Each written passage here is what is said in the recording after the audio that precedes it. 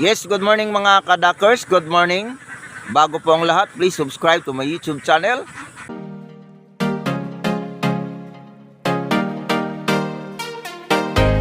Dak33, pakihit naman ang notification bell upang updated kayo sa mga video ko pang may upload.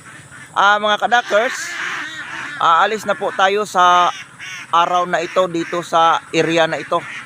So lilipat tayo doon sa kabilang area. So samahan nyo kami mga kadakers. Ipalalabas pa natin muna ito ngayon para sila makapaligo at makapagkain. So kahit makulimlim ang panahon, so wala tayong magawa, basta schedule na natin. So samahan nyo kami mga kadakers. So ayan na mga kadakers, pinapalabas na po natin yung ating mga alagang itik. So yan na sila kalaki mga kadakers. So papaligo muna natin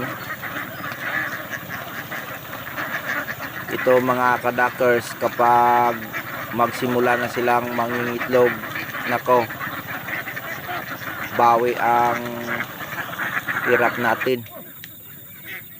So nandito na kami mga kadakers sa area ng Nueva Ecija. So hindi po tayo nakapag video kanina kasi busy talaga nung kami ay nagkargada, kasi maraming dumadaan-daan na mga truck. So mahirap mag video kasi makitid ang daan doon. So yan na po mga kadakers, isang layer na po yung binababa natin. So nanibago sila sa mga lugar. Isang layer pa yan, tatlong layer lang po yung kinakargahan natin kasi hindi pa umabot ng 1,000 yung itik natin mga kadakers. So konti-konti na lang na tiis, babalik tayo sa dati mga kadakers. Kahit itong lugar na ito mga kadakers, pag magbaha, lagpas tao po dito. So ngayon hindi pa uso ang baha. Panahon sa baha magmula ng buwan ng December, January, February hanggang March. So yan ang timpo ng pagbaha sa lugar na ito mga kadakers. Dito sa lilipatan natin mga kadakers, yung mga sagibo ay na traktor na yung iba.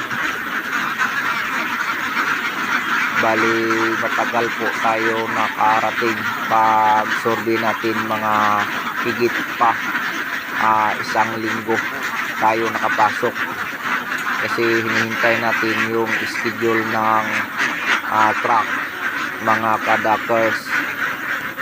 So dito natin subukan kung kaya nating paitlogin ng 1 linggo dito mga kadakers yung alagang itik natin, kasi tapos na po maglugon yung iba mga kadakers.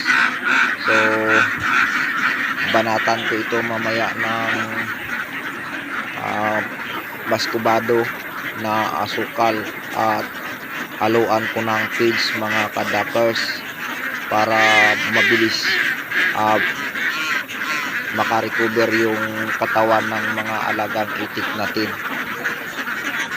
Sa area na ito mga kadakers, sana abutan tayo ng July dito para isang buwan na lang yung problema natin.